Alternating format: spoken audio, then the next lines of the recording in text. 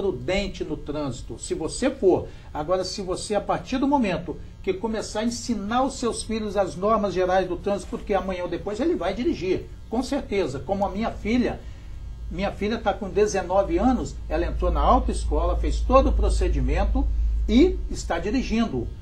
Está dirigindo agora comigo ainda, né? Estamos treinando, mas ela anda com cinto de segurança, respeita as normas de trânsito. Sempre eu estou cobrando isso a ela. E o mais interessante, eles me cobram constantemente.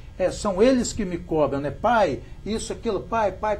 Então eu tenho que andar, eu tenho fiscal dentro do meu veículo. Eu ensinei a eles isso e eles me fiscalizam. Então isso é muito interessante, muito bacana. É interessante você ensinar o seu filho a coisa certa, porque nós vemos muitos pais chorarem a perda de filhos, principalmente jovem, como o índice está mostrando aí, os jovens estão se matando no trânsito. Muita gente com PPD, com a permissão, ainda se envolvendo, ainda com permissão, se envolvendo em graves acidentes de trânsito. Muito bem, a gente vai avançar um pouquinho nesse segundo bloco, porque o terceiro quero deixar para essa questão da embriaguez, do bafômetro. Eu queria que você falasse do carro alienado e do carro financiado, quando a pessoa de repente financia o carro, pagou 3, 4 prestações, por qualquer circunstância ela não pôde pagar ou não quis pagar, vendeu para outra pessoa e confiou àquela pessoa o pagamento daquela dívida, do financiamento do carro. Primeiro essa questão do carro financiado que é vendido para terceiro. E depois a questão do carro alienado. Veja bem, nós recebemos muitas reclamações do batalhão. Tem pessoas que chegam lá e falam, poxa vida, o Detran mandou entregar minha carteira porque eu estou lá com uns 30, 40 pontos na minha carteira.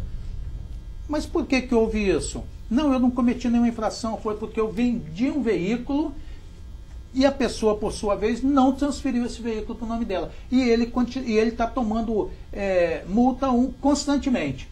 Então, como fazer?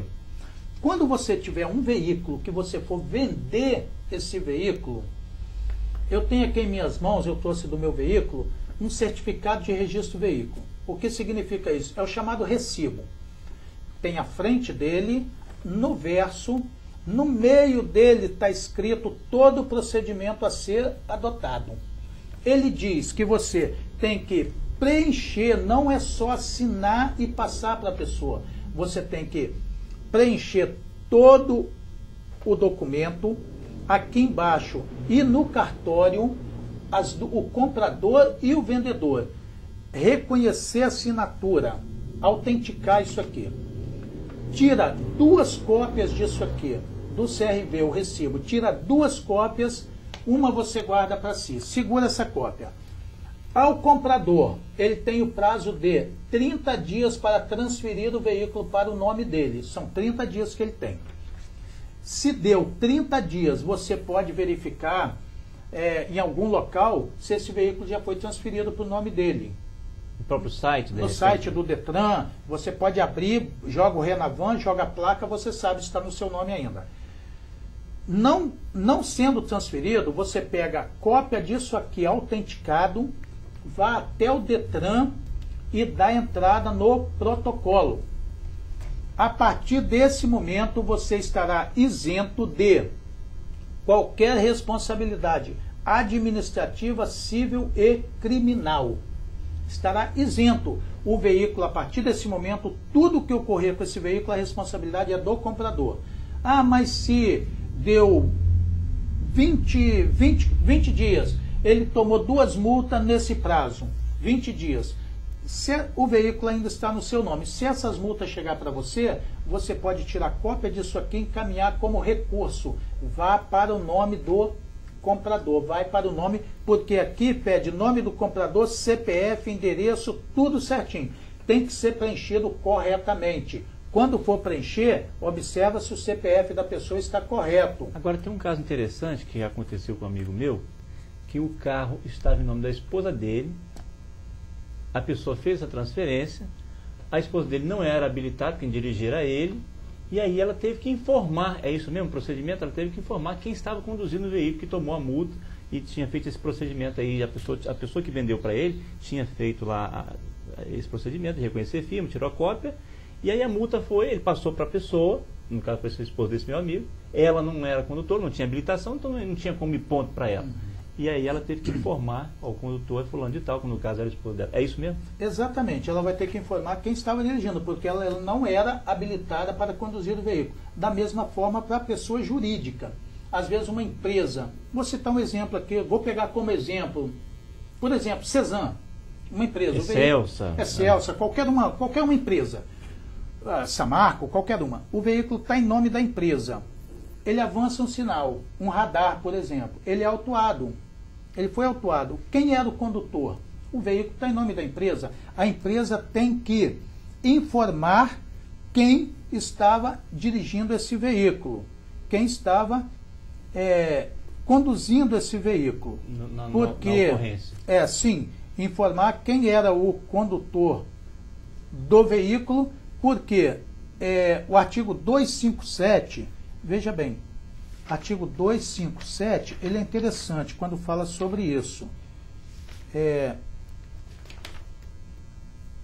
Artigo 257, parágrafo 7º e 8º, ele diz assim: não sendo imediata a identificação do infrator, o proprietário do veículo terá 15 dias de prazo da notificação ou autuação para apresentar na forma da lei quem era o condutor, certo? Mas, após o prazo previsto no parágrafo anterior, não havendo a identificação do infrator e sendo o veículo de propriedade de pessoa jurídica, será lavrado nova multa ao proprietário do veículo, quer dizer, à pessoa jurídica. Se ele não informar que é do condutor, será o Detran, vai lavrar uma nova multa para ele, mantida a originada pela infração, quer dizer, será mantida o avanço de sinal, por exemplo, será lavrada uma nova multa para ele, cujo valor é o da multa, suponhamos, o avanço de sinal é uma multa gravíssima, 191. O valor da multa multiplicado pelo número de infrações iguais cometidas no período de 12 meses. Então, no final do ano, por exemplo, no final de 12 meses, teve 4 avanços de sinais com aquele veículo, não foi identificado infrator, será multiplicado 191 por 4, além das multas daquela que originou. Daquela que originou. Muito bem, a gente precisa falar assim rapidinho do caso do carro alienado, para depois a gente ir para o terceiro bloco e falar dessa questão da direção embriagado, bafômetro, enfim. Se você desse uma apanhada rápida da questão do carro alienado, que no popular, não é assim que vocês veem lá, no caso técnico, né? No popular chamado Pokémon, muita gente aí conhece. O carro alienado, como é que é a história dessa situação? A história é a seguinte: você compra um veículo financiado por um banco, para pagar, exemplo, 60 vezes. Você vai e paga 5 prestações desse veículo, você tem 60 prestações para pagar no carnê. Você paga 5 prestações e vende esse veículo para mim. Vendeu. Mas eu sou seu amigo, me dá o carnê que eu vou pagar esse. Você pagou 5 prestações de R$500, R$2.500, me vende por 3, por exemplo.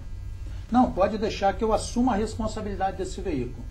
Eu pego esse veículo, desapareço, levo para Vitória, para Campos, para qualquer lugar, para Minas, sumo com esse veículo. Chego lá, vendo lá um veículo zero por R$4, R$5 mil. Pego aquele carnê. Isso acontece direto. Muito. Pego aquele carnê e jogo fora. Moral da história: quem fez a dívida no banco? Você. A dívida é sua. O veículo está no seu nome. Toda a responsabilidade, infração, tudo vai para o seu nome. E a pessoa continua utilizando aquele veículo até acabar, porque ele não consegue transferir para o nome dele. O máximo que ele pode fazer é puxar num banco qualquer o IPVA dele e ir pagando IPVA. Ele não vai legalizar aquele veículo, ele vai andar... O sujeito usa um caso zero lá em 12 meses, um ano, depois ele descarta o carro. Descarta o veículo e a dívida vai ficar para você. E não tem como você fugir da dívida. Então, o que tem que ser feito? Você comprou um veículo financiado no banco, vai vender para mim. Eu tenho que ter ficha limpa. Eu tenho que, juntamente com você no banco, transferir aquele financiamento para o meu nome, aquela dívida para o meu nome. A partir desse momento você não deve mais nada do banco, vai ser minha dívida. E o banco vai expedir uma carta informando, e a alienação, o arrendamento, utiliza-se esse nome, arrendamento, alienado, no caso de leasing, arrendamento.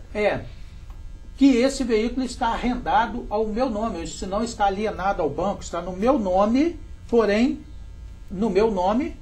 alienado ao banco. então esse veículo, aí sim, Aí vai ser transferido. O banco informa o Detran que eu não sou mais o dono, que agora o dono é você. Você estará exemplo. Agora, jamais pegue um veículo com financiamento no seu nome e põe na mão de terceiro, mesmo que seja seu amigo, que tem muita gente chorando por isso. Que pode acontecer aí algum caso, e de repente a pessoa pode falecer, pode ficar doente, não ter condição de pagar, e aí você vai ficar com a dívida.